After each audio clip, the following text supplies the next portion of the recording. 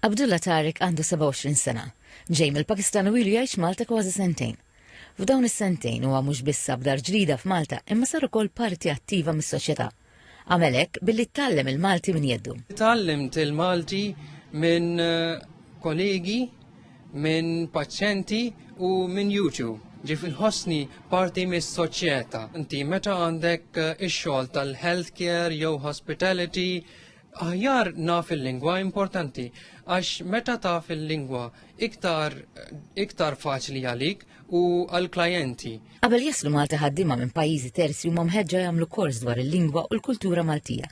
Xi ħaġa li skont Abdullah Tariq hija importanti biex il-ħaddiema jintegraw aktar malajr fis-soċjetà. Idea tajba jgħin lil persuni li jaslu f'Malta jifmu iktar il-pajjiż, il-kultura u kif is-sistema taħdem. Minkejja li jagħmel u qed jagħmel l-almu tiegħu biex jintegra fis-soċjetà, Abdullah Tariq stqar li ġieli iltaqa' ma' każijiet ta' preġudizzji kontrih.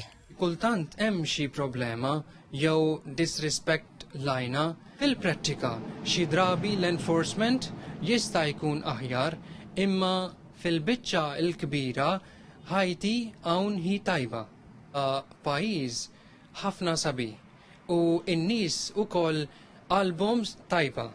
Abdullah Tariq m'għandux kliem biżżejjed għall-Maltin li għallaqgħu b'idejhom miftuħa fis-soċjetà. Għalli se jibda jistinka biex jitgħallem aktar bil-Malti u jsir jaf aktar dwar Malta.